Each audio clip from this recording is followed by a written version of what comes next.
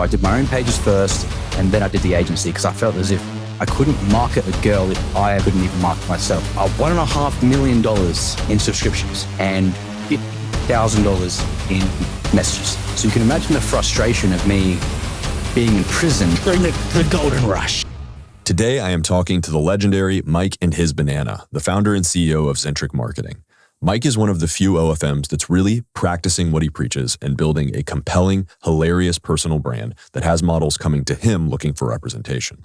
In this conversation, we get into his full career arc, how he started as an OnlyFans model, how his early career got interrupted by jail time, and then getting out of prison dead broke and building himself back to a 6-figure agency managing 30 plus models and crafting one of the most distinctive brands in this business. So if you care about brand, if you care about audience psychology, and especially if you care about standing out in a crowded, oversaturated market, you are going to love this one. Enjoy. You want to give like a quick introduction and kind of say who you are and what you're all about before we get into it? Yeah, for sure. I can just give the quick intro. My name's Mike. That's my real name, actually, in real life. Mike and his banana is my online persona.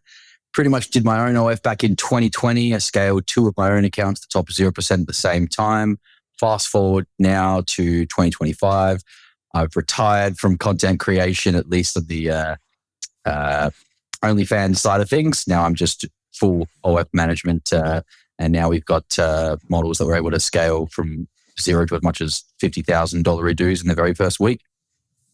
Excellent. Yeah. I mean, something that I'm consistently impressed by, and first of all, I love all your content. I love your advertising. I think more OnlyFans managers really need to like put themselves out there in the sense of if you're actively trying to recruit models, the way that you're doing it, I think is absolutely far and away the best way. Because I would imagine you talk to guys like you talk to the guys like Andrew Bachman at Creators Inc. They have inbound leads. Like you have so many agencies out there that are fighting tooth and nail for, let's call a spade, subpar models. And you guys, I would imagine, at least in the case of Creators Inc., I know because I've spoken with a lot of the models, but you probably have models that are asking to work with you, which is a very different situation than most OFMs find themselves in. So kudos to you for establishing that. Thank you. Yeah, absolutely. So I want to get into I think you have a uniquely interesting kind of origin story. Most of the OFMs that I talk to have a pretty similar story, but you're coming from a background of not only having done OFM yourself, but from what we've spoken about and from what I've seen, you've got a very interesting background in general. So start from the very beginning. How is it that you found yourself getting into OnlyFans and then OnlyFans management? For sure. So I was actually coming off, I was currently serving a sentence for drug trafficking ecstasy at the time. Pretty much between 18 and 22, I was a bit of a rat bag, party, didn't know what I wanted to do with my life. Got caught, got a slap on the wrist, kept doing it, got caught again. That's when I actually got some jail time. So I was sentenced, I think, in 2017 to 6 years imprisonment. I spent 2 years in prison, saw my mum crying in front of me, and I was like, all right, that's it. I need to change my life. So I went dead sober as well back in 2017. I read a bunch of books, changed my life, changed my mindset a little bit, and sort of decided I want to become a different person. I actually started introducing myself as Mike inside of prison. So I was always known as Michael. I was never known as Mike before prison. So I literally had to become a different person and kill that sort of drug trafficker, partier guy. And don't get me wrong, I'm just as bananas, but I'm just dead sober now, which makes it even more crazy. So got out of prison early. So I was still serving my sentence, but I was serving on home detention. So I had a bracelet around my ankle for good behavior in prison. And that's when I met an ex-girlfriend of mine, and she had started this thing called OnlyFans while I was in prison. So I think I got out in 2019. So OnlyFans was still very, very new back then. And I was like, what? You're making $2,000 a week and you're doing next to nothing? Like it was just crazy easy back then. She was like, Mike, but I reckon you should get into the industry. Like there's guys that do it. And I was like, there's no guys that do this.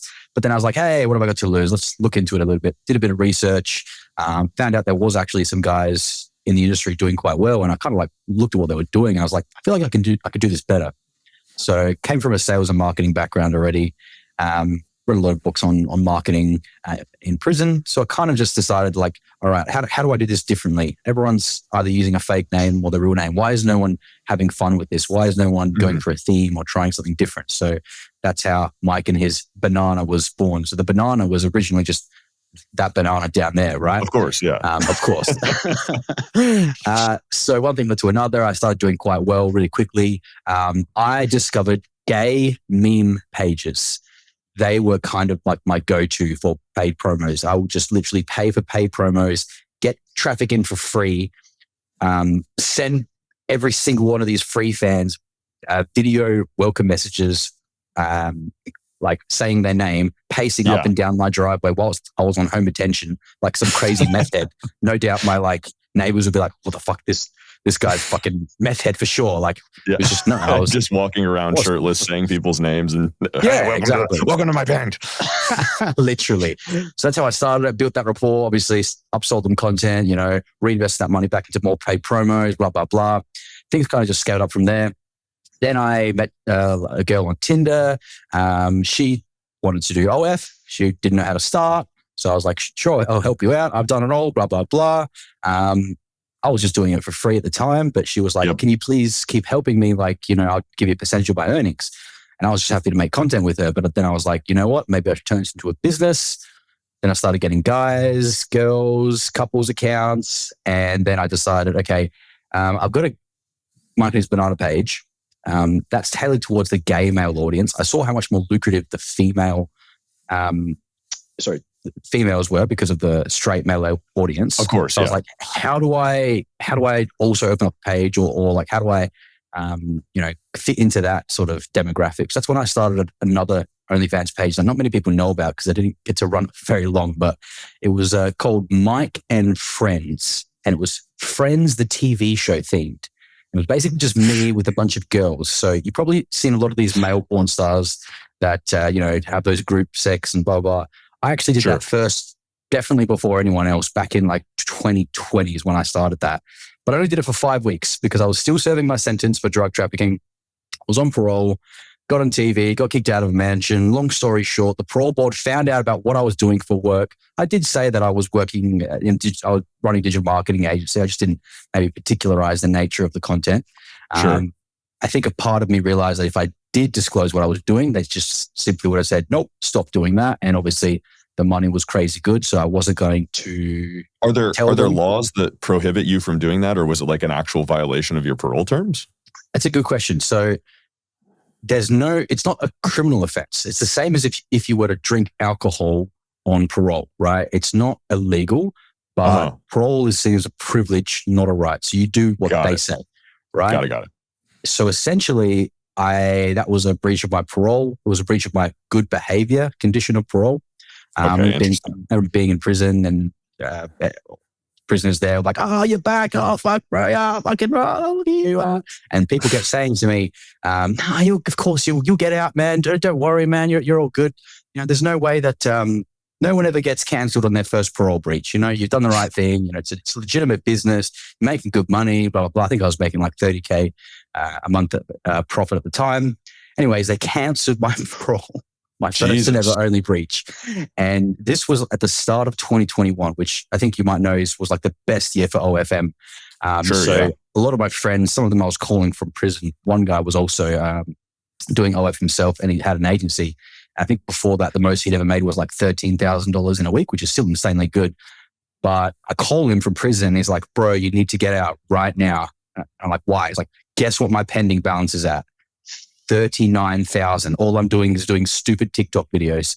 So you can imagine the frustration of me being in prison during the golden age, during the golden rush. Yeah. So unfortunately, the parole board kept delaying it. Wasn't able to get out for another 500 days. So I spent another 500 days back in prison, reading more books, training again, still being sober, still doing the right thing. Got back out mid 2022.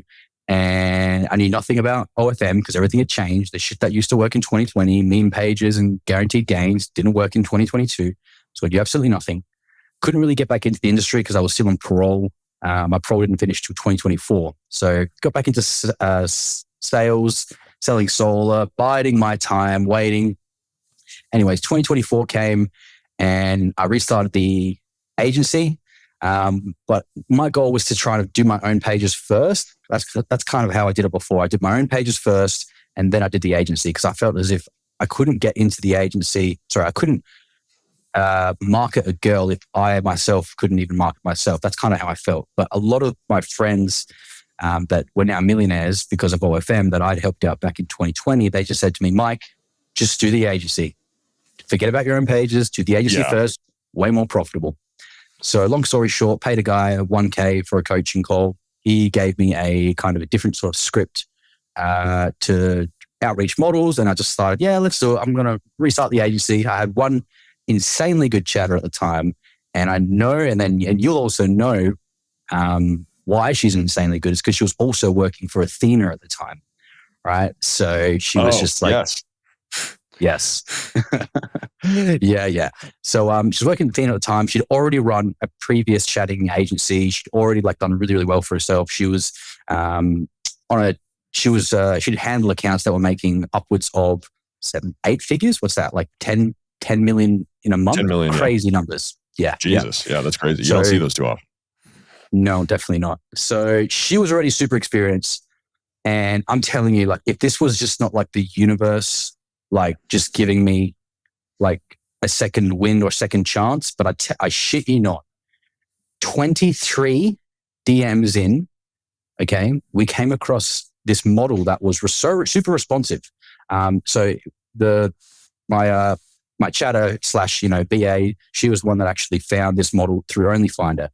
So this model didn't have a main OF linked. Somehow she was found, even though it looked like a personal Instagram account. But long story short, she was extremely receptive to us just getting on a call and, oh my God, yes, I've been doing OF for 5 years. And, I've actually just been thinking about management and I've never had an agency. Mm-hmm. We log into her page. So it's me and this one chatter. She's done $1.5 million in subscriptions and $50,000 in messages. Right? What the fuck? That's insane. Barely ever replied to any message or did anything. It was just fucking gold mine in there straight away. 100% subscription. Jesus Christ, that's crazy. Yeah. So we got her on 25% because I knew at the time I couldn't offer anything more than chatting because I knew nothing about marketing. I was just sure. I literally just paid for 4 coaching calls and I'd only got one into it. I'd already got my first model, which was crazy, right? So we got her in for 25%, chatting only. And she immediately went from 2K a week to 7K a week, right? So that was just me and the one chatter, right? Chatting 12-hour shifts, right? And of course, the way that we got in is we faked it till we made it. Look at my personal brand. Yeah, I've been doing this since 2020. Yeah, I've definitely got 20 models and, 30 staff. We're doing really well for ourselves. Yeah, for sure. But and then after that first week, she was like, by the way, I've got a friend who has been doing this even longer than me. And she works even harder than me and she makes even more money than me and has done upwards of 6 figures in a month before. So if this week goes well, then I can refer her. Obviously the week went well from 2 to 7K. We got a friend. Incredible. Her friend was on 4K. It was a bit of a slow start because we had to hire and fire really quickly. We didn't have the time to train anyone. We just hire experienced chatters or hope that they're experienced. Hope they're good enough, yeah. And just hope it, just get them in and they suck. Everyone lies in the interview, get them out, get the new one in. Luckily, we got a really, really, really good hire. Someone else who's still with us, who's now a high-level executive as well. But essentially, we took that account from 4K a week to closer to, I think, 10 to 12, and then around the 15K mark just on chatting, literally, because they had never had chatters on their account. So it was literally just so lucky. Yeah. And then, pretty much things just spiraled from there. But essentially, that was only in July of last year that we restarted the agency. So technically, we're only a year and a couple months, July, September. Yeah, a year and 3 months into this current agency. But you've got 6 years of experience under your belt. I guess I say it like that, but technically I was out of OFM since Sure, of course. But I mean, in terms of having an understanding of the basic mechanics of the industry, I would say you've been in it for 6 years, even if you took a forced break, as it were. Yeah, exactly. Really, really cool story. Very interesting. Again, I think most of the people that I talk to, there's some overlap. There are always going to be some similarities just because of the nature of the industry. But yeah, it's a very unique story, especially the stints in jail obviously put a damper on it. I think it would have been pretty easy for anybody to, like, after 500 days of starting something and then being forced to step away from it and then coming back, it would be easy to say, fuck it, I'm just going to do something else. So definitely admire the perseverance. Thank you. Yeah, of course. So you've been around since 2019. You've been, what is the name of your agency, by the way? Eccentric Marketing. Love it. Eccentric Marketing. Okay. Yeah. And no more issues with you. You don't have any, I'm assuming that, like, all of your parole conditions have been met. You're all good there. You don't have to worry about. That's all good.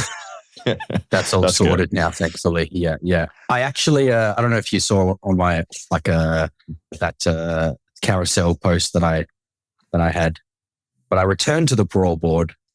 Where is it? I returned to the parole board after my conditions were done, and I did this.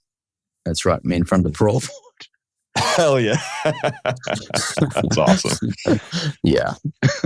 So, okay, actually, I'm going to take two quick detours here. One, sobriety. So you've been sober since you were originally sentenced, so over 6 years now, right? Yeah, correct. Was that difficult for you to just, like, go from selling Molly to, like, stone cold sober? I guess, no, I don't think it was. Like, I was never really like I don't think I ever had a serious drug problem. Like, I would take drugs and drink recreationally. Right. But I'm very all or nothing. I was kind of like, I could never just have a couple. I'd always just go really hard. So for me, it's very easy to kind of just not do it. And it's kind of the thing, like, it's like when you've gone this long, and you've gone like 8 years sober, you don't want to ruin that streak, because then you have to start again if you want to beat that later. So for me, it's relatively easy. Cool. That's very cool. Yeah, that's something that I'm kind of like, I was also, I actually, we have similar backgrounds, and, like, I was selling illicit substances, similar illicit substances, no less. Thankfully, I avoided getting caught.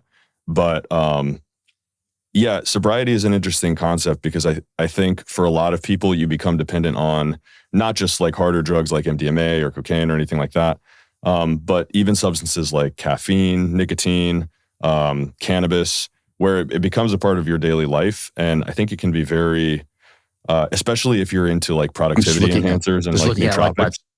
I'm just looking at, like, my 50 Coke cans of as you say that. Yeah. I mean, some of us have to have something, but yeah, I mean, I think it's an industry where anything that's, like, sex work adjacent, any vice tends to attract other vices. So it's just something that I'm curious about, how other people in the industry interact with illicit drugs. The second question that I have is related to that kind of fake it till you make it attitude, because I think that is almost universally shared among most OFMs. I don't think, we have a couple of guys in, like, the Verified Earners group chat who are, like, Y Combinator alums, or, went to Stanford or whatever. But those guys are few and far between. I think most of us are just kind of regular dudes who are maybe a little bit sharper than average, maybe have, like, an entrepreneurial spirit or a little bit of business acumen, or most of us have, like, a sales or marketing background.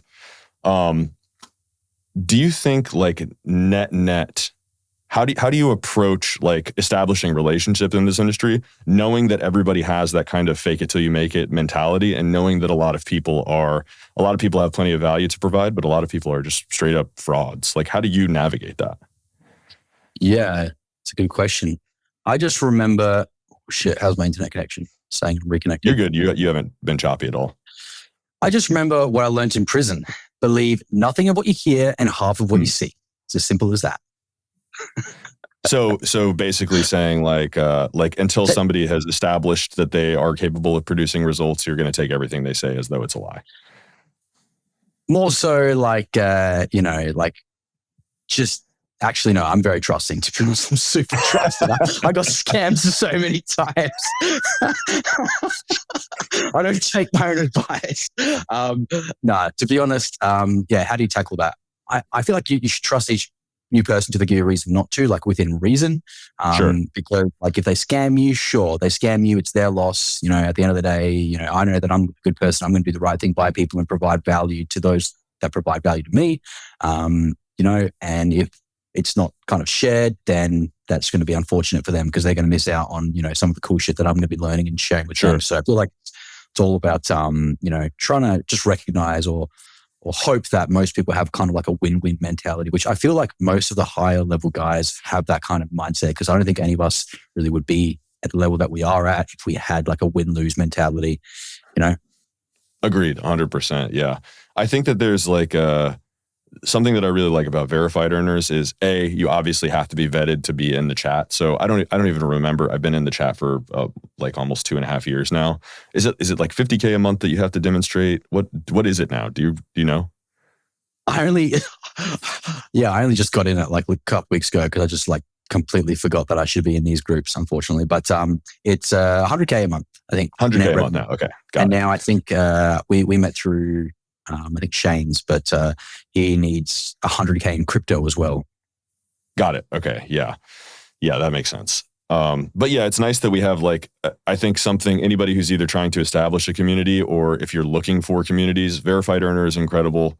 Tons of value being exchanged in there. A lot of really bright guys who are totally open to share it. Like, I don't think I've ever had a conversation with somebody from that chat who wasn't willing to just like put it all on the table, which is really cool. I don't think that that's true of a lot of industries. A lot of people try to like hide or keep things close to the chest or think they have the secret sauce. But at the end of the day, we're all basically doing the same thing. We've all got something to contribute. So it's cool. But let's, I guess we'll get things back on track and kind of get down to brass tacks. Sure. Something that I like to talk about with OFMs, what does your net monthly revenue look like right now? Like, how much are you making monthly and how many models do you currently have under management? It's unfortunately not 7 figures as of yet a month, but it's high 6 figures. We've got too many models. I need to cut the fat. That's for sure. Just having this chat with my ops manager today, who's sitting across from me. But we've got like maybe 30 or 40 models. I don't even know if it's 30 or 40. That's it. I don't talk to most of them. So we've kind of gone with I know that there's some people that scale horizontally. There's some that scale vertically, right? We've kind of done both essentially. So there's someone that I respect very much in this space who you probably know of as well, Dylan OFM, Dylan Beast. He's got a lot of really, really great content out there, but his kind of strategy is kind of what we're trying to do. Sort of, I'd say, failing at, but just because we haven't structured it properly yet. But essentially, it's his ABC system, right? There's like the A team models I believe you're all vertically scaled. Those are like the ones that they've got potential to hit 6 figures with the right systems, the right guidance, right? Yep. But then there's the B team, and then there's the C team. C team, ideally, you wouldn't even have it under your own agency. You would have it under a separate agency because it's almost embarrassing because of the kind of results that you'll be getting with those models that are usually going to be either capped or they're just going to be lazy and just not hardworking models, right? So you essentially treat them as passive income, right? Like just give them chatting, just give them productized fulfillment, right? This is what you need to do to be successful. Either do it or, don't do it, up to you. We're just going to give you chatting. If they do actually do the work, then they've got potential to progress to potential, like to B team and then A team. Very rarely happens, but it can happen. And then B team is like sort of somewhere in the middle. So, your C team might only have to be stuck at 5 or 10K a month. B team, maybe you'll get to 10 to 20. And then ideally, A team is like 30K and above. Yeah. The uncapped potential. How do you make that determination? Like when you're onboarding a model, do you pretty much decide during that onboarding process you're going to be C, B, or A? Or is that something that's sort of revealed over time? Yeah, I think you'd probably found this too. Like all models want to make 6 figures a month. But when you tell them, well, you've got to work for it, they're like, what? Yeah. You mean it's not free? You mean I can't just show hole on the internet and be a millionaire? Damn. Yeah. So, you kind of can tell to a certain extent.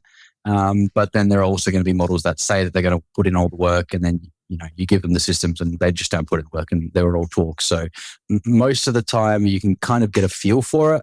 For us, it's more like a kind of obviously looks are a significant factor. But yeah, our biggest success, and that's why we kind of like sort of positioned ourselves or transitioned towards specifically launch creators, right? Because a launch model doesn't have any preconceived, bias or any preconceived notion on how passive OnlyFans really can be, right? Yeah. So, if you tell a model making 6 figures a month that perhaps is now starting to coast by a little bit, she jumps to a different agency. If you tell her she's got to work, 30, 40, 50 hours a week, you tell her to get fucked. Like, well, how dare you, right? How dare I work a full-time hours for, 5 to 10 times more than what anyone else makes?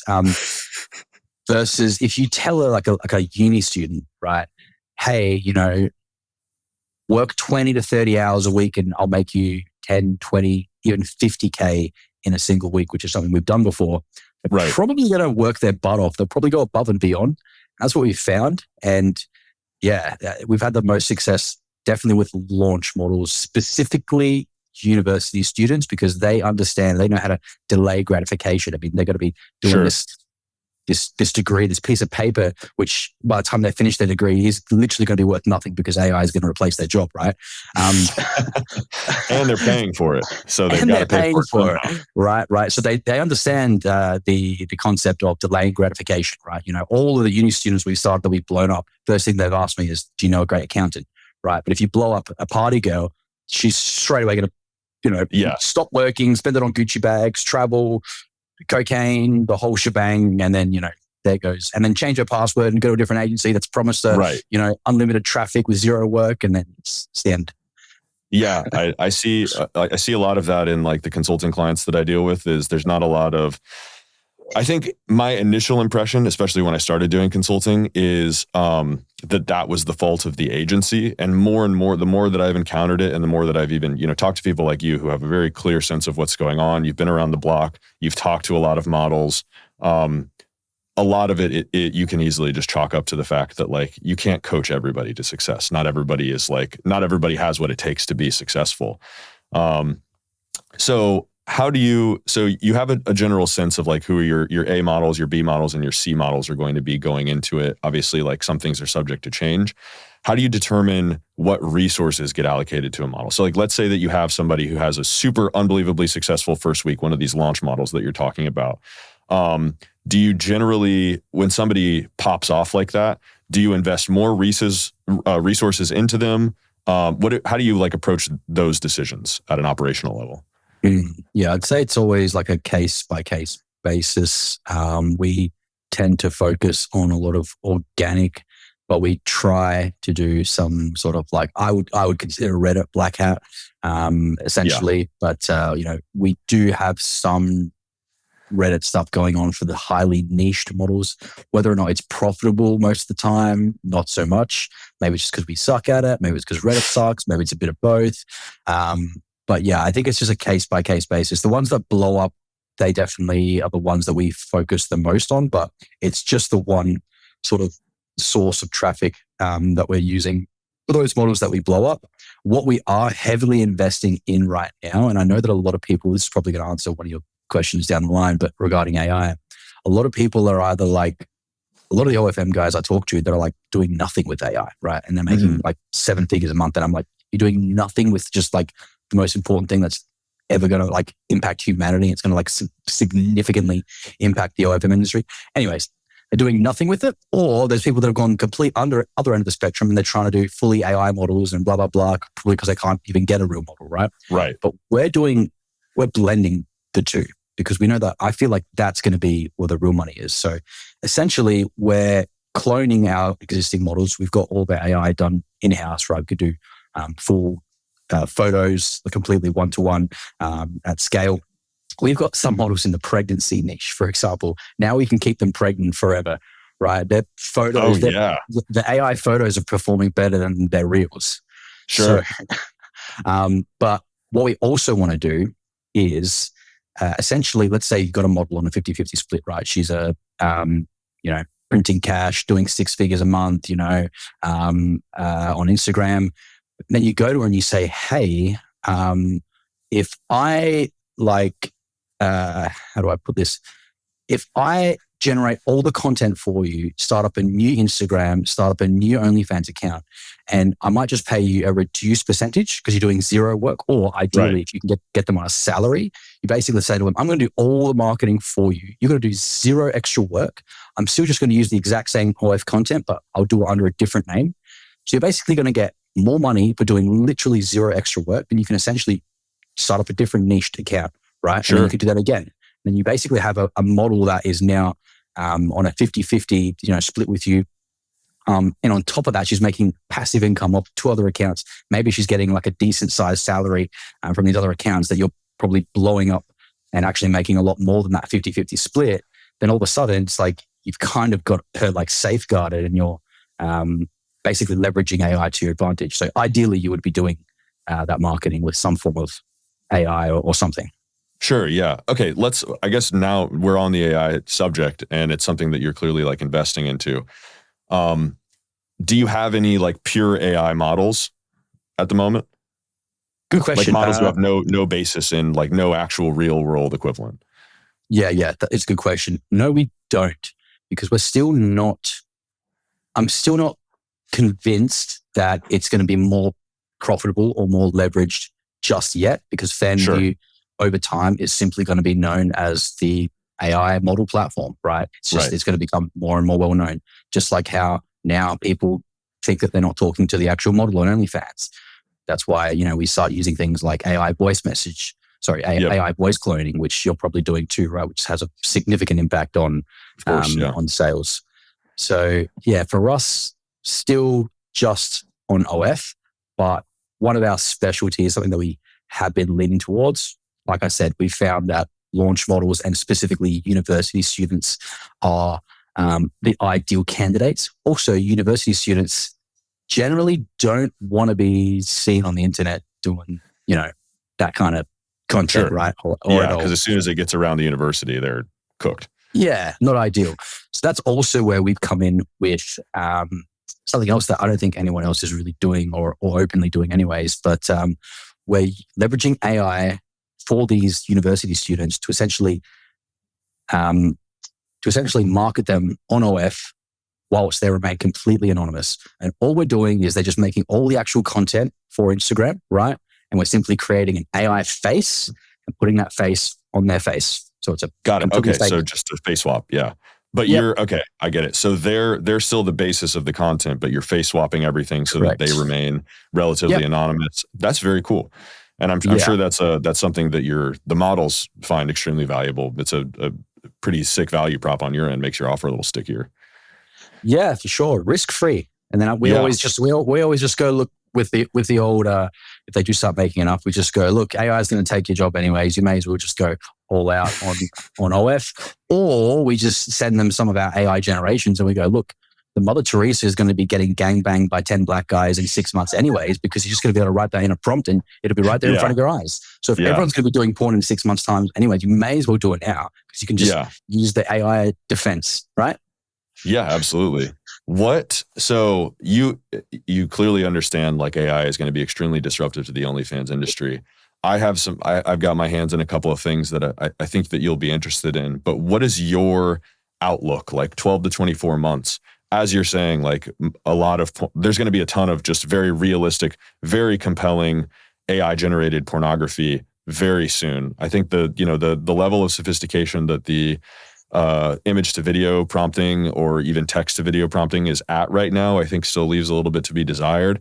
But I would imagine that within a year or two, we're going to have extreme, like almost indistinguishable from reality stuff. So how do you see that impacting the OnlyFans industry and just like the sex work industry in general?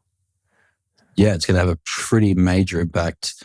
I think what's going to happen is this is why a lot of our marketing, what we're doing, we're moving towards like lives, right? Or streaming or streams, because soon people are going to know or just not believe what they see on social media, right? Kind of like how chatting wasn't really known of in like 2020 or 2021. So if you had chatters in your account, you were like printing cash. Everyone thought they were talking to the model. But now we've got models that like those two models that we took on that hadn't been with an agency for 5 years, but we took them on in 2024, they were actually doing their own messages and they were being accused of not even being who they said they were, right? So, when you've got that level of distrust, it's obviously taken a bit of a while, you're going to get that same level of distrust on social media.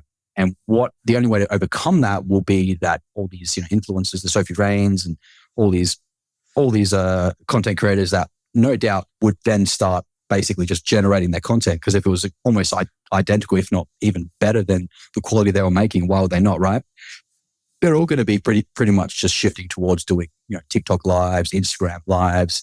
So we're going to see a huge shift of that first, but then even that is going to be AI generated, and you're going to have live video of you there interacting as well. It's going to be crazy. Right. So that's one thing that's going to happen. The next thing, and I'm not sure how long this still has, but of course, AI chatting is going to be potentially sometime in the next 12 to 24 months better than people. And once that happens, I feel like all of the inexperienced or even mid-tier OF agencies are going to be wiped out because the majority of their value proposition is chatting. And as soon as AI can replace them, all of these content creators are just going to get AI chatting. Like, why would you pay someone, in most cases, 50% when they're doing no marketing and just chatting, when you can literally get all of your chatting done essentially for free and, make 100% of the profits? Yeah, at a marginal cost of a couple $100 a month. I'm actually talking to the team, the CEO of Super Creator. I'm doing one of these with him later this week, and their AI chat product. It's still pretty early days. I did some testing. It's nowhere near as good at selling as a chatter is today. But when you have these CRMs that are going to have really sophisticated LLM integration into their own software, and it's just native, and you can just literally just flip a switch. That's gonna be a huge game changer. And I think you're right. In the bottom, probably 50%. You said 50%. I think the bottom 90% of agencies is just going to absolutely get wiped out. So I think that you and I are aligned in the sense that we believe that like marketing, like in order to differentiate yourself, you really need to position yourself well in the organic marketing space. What have you done to kind of set yourself apart? Because a lot of the agencies that I talk to are just kind of coming around to the idea that they actually need to incorporate marketing into their strategy. So what promotional platforms are you using? What's kind of your philosophy when it comes to organic social? I guess just spitball. Tell me what you think. Yeah, for sure. So Instagram would be one of our main ones. And obviously the TikTok helps too. We do have one other organic form of social media that I would rather not disclose here, but it does work quite well for us too. But yeah, I would say Instagram and that other one are probably the main ones for the most part. And there's really not any shortcut to success there. It's like you need to understand everything with regards to what makes content go viral, right? If you just focus 80% of your time on the hook itself and just produce high quality content. And I think you said in your videos as well, like create quantity over quality, right? To begin with, until the quality actually starts getting better and better, right? You have to keep iterating and just don't reinvent the wheel. Like I always say, and I actually did this with one of my first viral videos, but back when I was doing my own OF, right? But I saw a video. It was a video of a friend of mine. He was doing this, right? And then a friend was like, "What are you doing?" And he turns around, and was like, "What?" And he was holding a protein shaker, right? And he was like, "At the gym." And I was like, "That's hilarious. I'll recreate that, but I'll make it better." And then I got my friend, a chick. She was pretending to be my sister. And I was basically sitting at the computer. She'd walked into my room and I was doing the same thing, just doing this, but I was looking at photos of like guys and, just at the gym, right? And it looked like I was jerking off to dudes, right? I was just admiring the dudes and I was shaking my protein shake and I was just like, obviously. What? And that got 7.2 million views on TikTok, right? So, and it wasn't even really my idea, but I basically stole like an artist, right? I just iterated on something that was already working and figured out how I could make it my own. And that's literally the formula. But then of course you want to lean into, your own kind of style and then it becomes original content. Yeah, exactly. Yeah. So you have between 30 and 40 models. How many of those models are you actually doing organic marketing for? Is it all of them, or is that like a core part of your offering, or is it a select bunch? Yeah, that's a good question. It's only, I would say there's only the top 5, but we're properly focusing on. Got it. The rest, we're kind of like, I mean, a lot of them, you got to understand as well, like we just fell back into the OFM space. So we're basically a chatting agency most of last year, right? Till I figured out this whole marketing thing. I was just so lucky that I had my day one, who had run a chatting agency. So she immediately handled the chatting side of the business, and I could just delegate that and just focus on, learning marketing, which, most of last year we were struggling because, we had to keep taking on models at 25% because that's all the value I could really add. And it wasn't until we started figuring out the whole marketing side that I was able to confidently take models on, that 50% or higher and bring that value. So, sorry, what was the question? The question was, how many models are you doing marketing for, and like, is that a core part of your offering? You answered it perfectly. Okay, perfect. Nice. So for the models that you are doing organic social for, do you have like local, what does your creative process look like? Are you just assigning them content? Are you working hands-on with them? What does that whole process look like for you? Yeah. So we've got a creative director. We've got also like an in-house creative direction team. We've got our own editors, posters. We've got a script writer also from Athena, actually. So, she's going to be good. That's helpful. There's actually a video of yours that helped me a lot, that one. So yeah, appreciate that. Yeah, absolutely.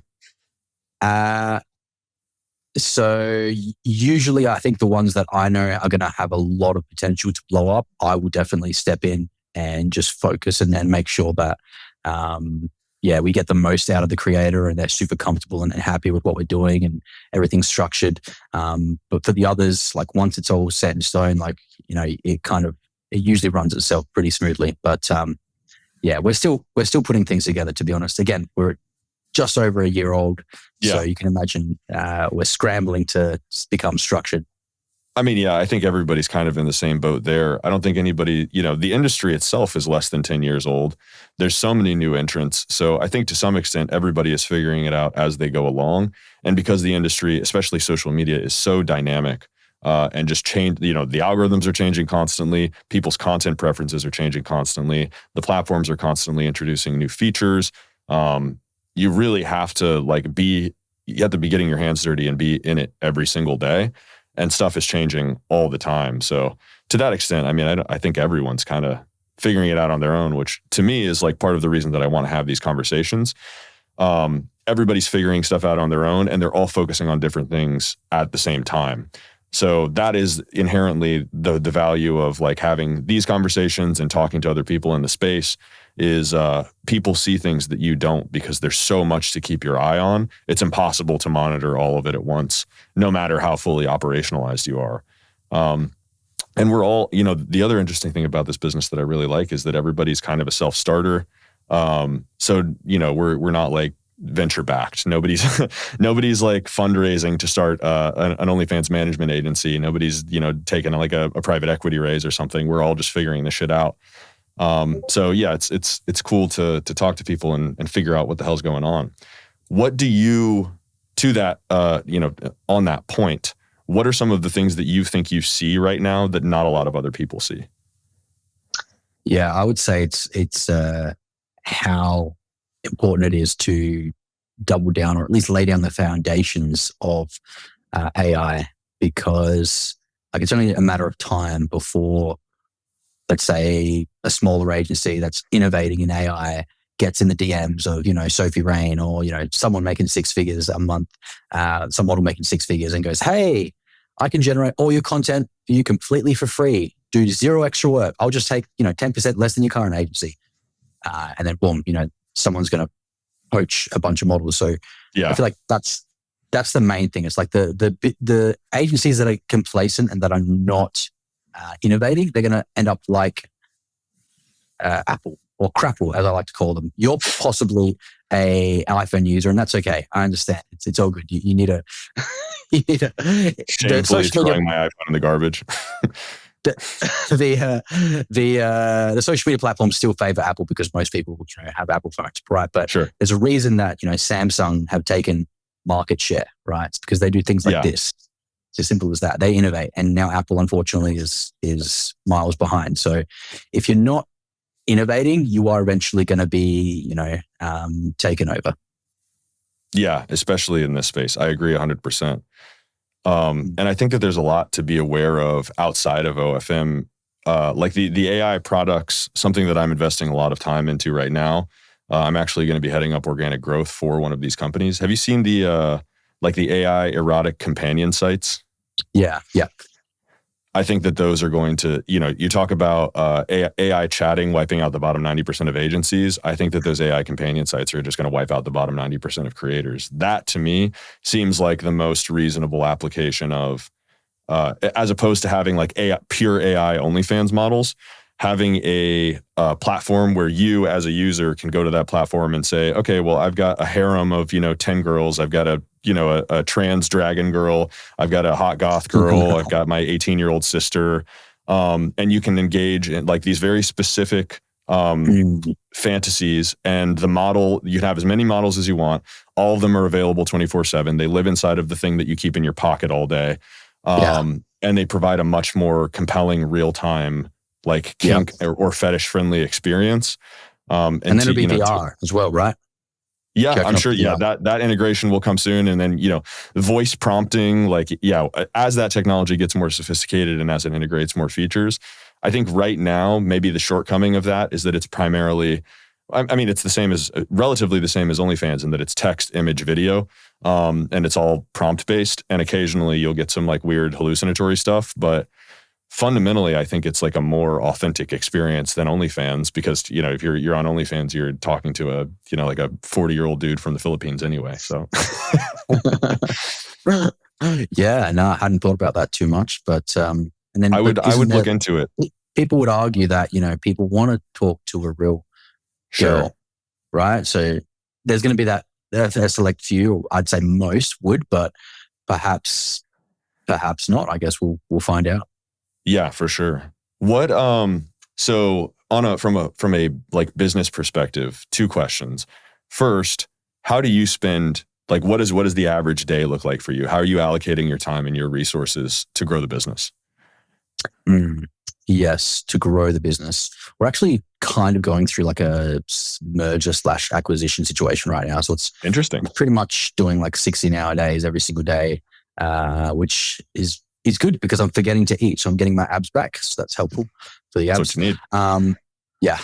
So I would say I'm very chaotic in general. Like I've always been a marketing guy, not organized. So I'm basically getting someone that's come to me, actually, that's quite well trusted. He's run his own agency. He's basically realized that he is the bottleneck and that he needs to take a step back, perhaps from a leadership position, and instead go into like a, basically general manager position where he's able to come in with an agency with more experience and more resources. So he's basically going to be taking over. And I've just recently hired a lot of like an operations manager and the creative director, general manager. We've got now finally a full-time sales manager and appointment setting team, like proper, actually good one now. So nice. We're just going through this whole process of structuring right now because the goal is for me to, like, the business runs itself without me, but the business doesn't grow without me. So I feel like I can't step away from it unless the business is, growing or has the potential to grow without me there as well. But yeah, for myself, the plan is to do a lot of what you've been doing and focus more on like personal brand content in the next 3 to 6 months. Hell yeah. The gospel of personal. I mean, you're much farther along in terms of establishing a personal brand than I am. Your Instagram stuff is hilarious. And it's very compelling. It's very funny. You've done a really good job of, it seems like you have a very deep intuitive understanding of like how to do that well. So again, kudos to you. I'm sure you'll continue to crush it on that basis. Thank you. Have you seen a music video? An OFM music video? No, you'll have to send it to me. It cost me $15,000. Jesus Christ. Yeah. It's the first ever OFM parody music Hell video. Yes. Did you write the song? Like, how is it an original song too? So Gwen Stefani's Bananas, right? Like yes. Yeah, so it's to that, but I've rewrote the lyrics for OFM. Yeah, you'll have to send it to me after the call. We'll do. So a majority of your time is going to be spent on figuring out like how to grow effectively, growing the personal brand, which obviously like I think it's pretty well established now that is the playbook moving forward for pretty much any company. The more time you spend building a personal brand and the more successful your personal brand is, you're going to get inbound from our perspective for our industry. You're going to start seeing inbound leads. You're going to start seeing models that are actually approaching you for work. You're going to be able to, if in the event that you like sell any other products or services, you're going to have a much bigger platform for doing that. I think it's kind of like it's a no-brainer in the sense that it like obviously is the highest leverage thing that you can do, but it's less of a no-brainer in the sense that not everybody has the personality or like something meaningful to actually contribute to the conversation.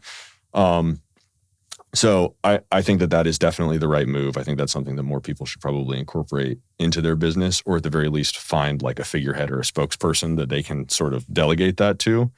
What are some of the biggest problems that you run into on a daily basis for the agency, both in terms of like establishing a personal brand, like what do you find challenging there? And then what are your challenges just in the business on a day-to-day basis?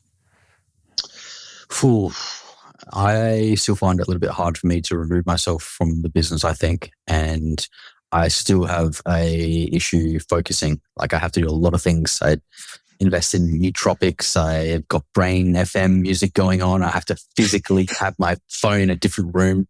Lots of crazy stuff. So I'm still struggling a little bit with focus. Of sometimes ask my employees just to sit with me to make sure I do the tasks that I've had written down on the whiteboard in front of me for 2 days. So I just feel like I think I always feel like I'm not doing enough, when obviously I must be doing something right. But I just definitely need to figure out a way to focus more for longer and better periods. So still working on that. Got it. What do you find most difficult about OFM specifically, ADHD notwithstanding? What I find difficult about it? I guess I don't like doing a lot of the boring SOP stuff and organization stuff. Like I said, I'm very chaotic. So I'm that's why I'm hiring people that are organized and that are good at things and that enjoy doing those things, right? So I can focus on the stuff that I actually enjoy doing, which is content creation and the networking aspect. And, I think just thinking outside the box and doing bold and ambitious and bananas kind of things. For example, we've got something coming up, it's spontaneous now, but basically we've had a lot of success with a new launch model. I think we're going to do something like 50K in our first week. Incredible. And maybe another 20K off platform, because we've already got a few whales off platform, which is quite handy. But she is actually going to be our most successful model back in my home city, right? My hometown of Adelaide in South Australia. Now, Adelaide in South Australia is actually very... how do I put this? Sex work is still criminalized, right? Got it. Which in other states, it's actually very progressive. Escorting is fine. So because of that, that's probably one of the reasons that they were so harsh on me with my parole cancellation.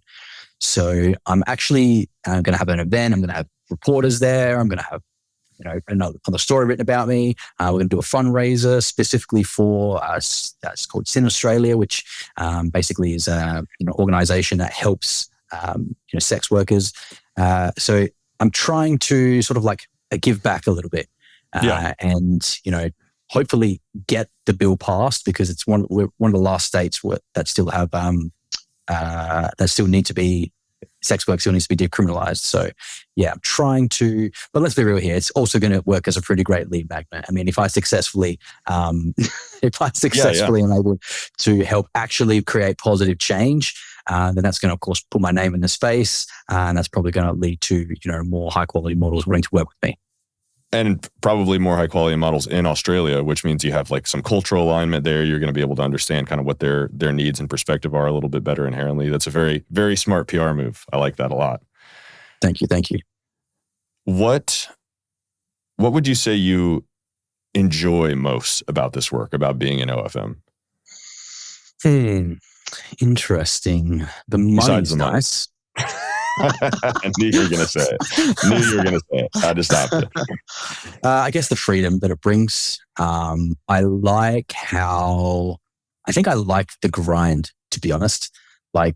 And And I like how it doesn't matter how well you think you're doing, there's always bigger fish. You'll see some other guy on salary models with 64K pending balance, and he's doing all this other kind of crazy shit. So it's like, I think what I like about it the most actually is that there's no one way to be successful. There are guys that are killing it organic. There are guys that are killing it on dating apps still somehow. There are guys that are just doing black hat. There are guys that are, just doing Reddit and actually still killing it on salary models. So it's like, it's kind of like, it's like a video game. Let's be real here. I think most of us are sort of like, perhaps gamers in our previous years, but it's like a video game, and whoever can make the most amount of money or have the highest revenue in some cases, it's the highest score. It should be the most amount of profit though, I think, not revenue.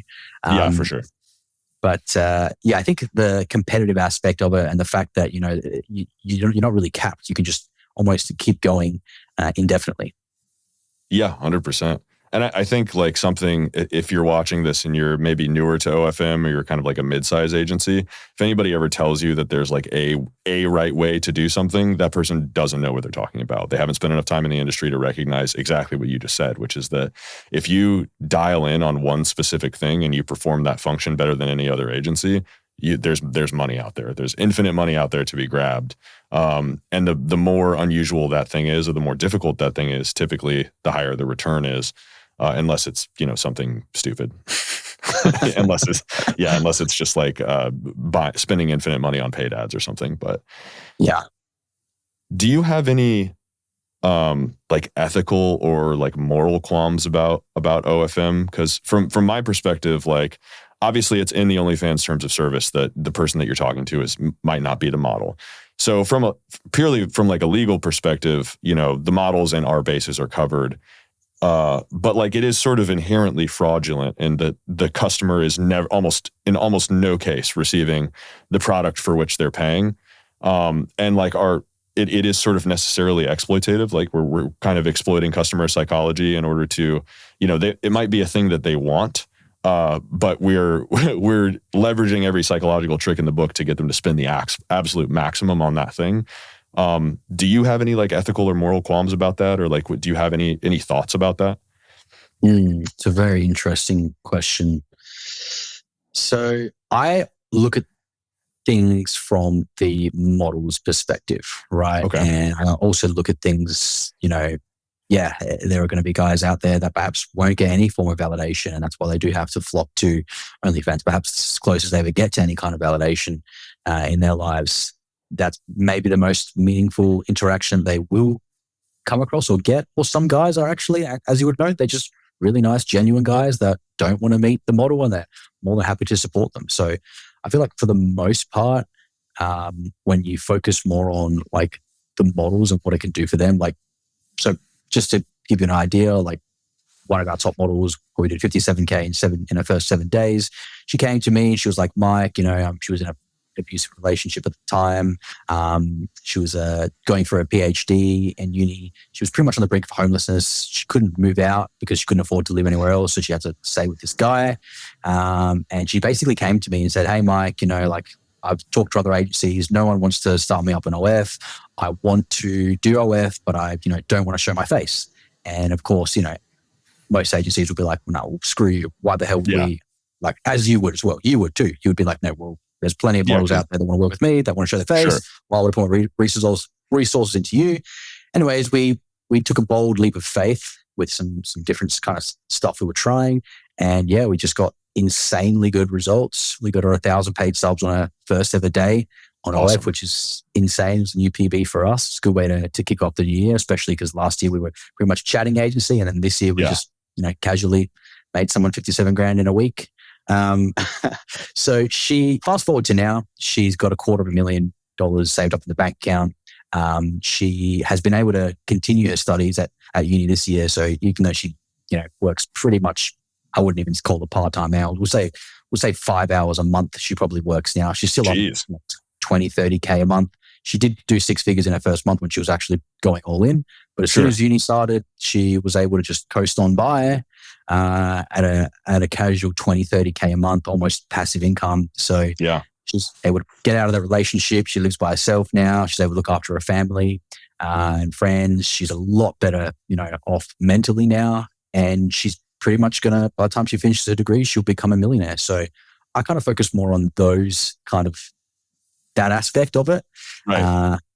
because I feel like for the most part, it's doing more good than harm. But also I'm biased, and I'm a convicted drug trafficker, so maybe my morals are a little bit intertwined. I've gone from selling drugs to now doing OnlyFans management. So to me, I'm like, well, this is the lesser of the two evils. So Sure. Yeah.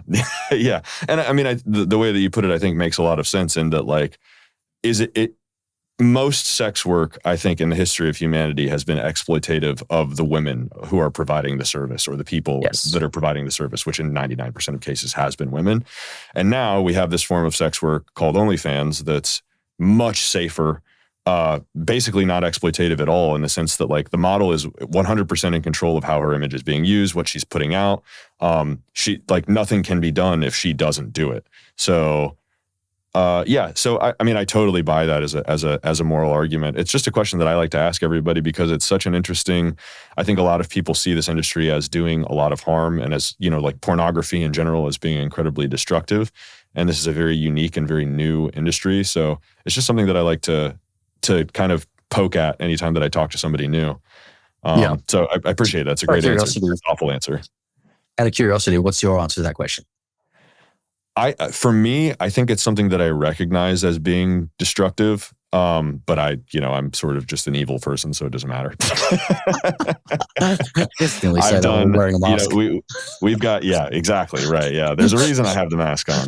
No, it's, I think that, to your point, like, in terms of who it's best for, clearly the model is getting an incredible deal. So, yeah. And, we as business owners obviously stand to benefit. So it's, of the three people that are involved in the transaction, that is the business owner, or the, let's say the business entity, because we obviously have employees as well that are benefiting from this, the model and the fan. If 2 out of 3 people in that interaction are winning, then I would say it's probably net good. Are there other things to which, our skills and knowledge and business aptitude could be applied that would maybe be better for the world? Probably, but this is where the money's at right now. And exactly. And think of it this way, like, isn't that money better spent in the pockets of, let's say, if you are blowing up a university student, like a lot of these guys are probably going to, gamble it away or spend it on things that perhaps, that's the way I look at it anyways. Because, so for example, we've got a model, actually just posted sort of like a story before this, but she, in 4 days, we made her 25 grand already, and her previous agency made her 25 grand in 1 year. It was just literally one guy by himself with no chatters or anything, just doing it by himself, like just horrendous. But, one of the first things she said was like, oh my God, this is amazing. I can finally afford to take my mum out for dinner, right? So, soon she's going to be buying her mum a house, buying herself a house. She's already got a lovely boyfriend that she wants to, marry and settle down with. Because in Australia, you cannot afford to buy a house if you're in your 20s, like without substantial income or without some help from the parents. So yeah, I feel like I think for the most part, it's doing more. Actually, I'm just not even going to comment on this anymore. I can't. It's a complicated issue. I mean, I think it makes sense what you're saying, and that, like, a lot of the people that are spending, the people that are blowing their paychecks every week on OnlyFans are predisposed to compulsive or addictive behaviors. They're probably not going to be. It's like, that's the same thing that I used to say when I was selling drugs. I'd be like, well, they're going to buy it from someone else anyways, so you can't really use that. It's not the most compelling moral justification, but just a food for thought kind of question. I like it. My last question for you, again, thank you so much for your time. This has been incredible. Looking forward to, I'm sure we'll be talking again, whether it's on or off camera. We definitely will be. Last question for you is, what is the single, like, if you could give it advice to either it's, you from a while back in terms of business, or somebody that's just starting an OnlyFans management agency, or somebody who's like hitting plateaus, what is the best advice that you can give to somebody in this industry that will help them grow? It's really hard to cut through the noise. It's really hard to, even with my personal brand, right? It's very hard to, grab the attention of people, right? So the only way one of the best ways to grab someone's attention and to actually get into this space is to come up with an absolutely bananas offer. Okay. We've got an absolutely bananas offer that we can't even do all the time, right? 100 paid subs in your first 24 hours, or we'll pay you $1,000, right? Who's going to say no to that? And then to make it even more bananas, sometimes we say, you know what? No logins. We won't even log into your OF. If we don't get you 100 paid subs in your first 24 hours, we'll pay you $1,000 reduce. All right. Just to grab their attention and like, who's going to say no to that? So I feel like you need to come up with an absolutely bananas offer, be bold, be different, think outside the box. Don't do whatever, don't just copy what everyone else is doing. Think about how you can do it differently, right? Try and differentiate yourself from the market. There's so many agencies that are offering the exact same shit, doing the same thing. No one's trying to stand out, right? Everyone remembers the banana guy because he's the fucking banana guy. No one else can ever do this banana thing because there will never be another Mike and his banana. Right. So yeah, it's just to be different, be bold, think outside the box, and just really just the biggest key takeaway is, if people aren't calling you bananas, then you're not dreaming big enough. It's peanut butter jelly time. Peanut butter jelly time. Peanut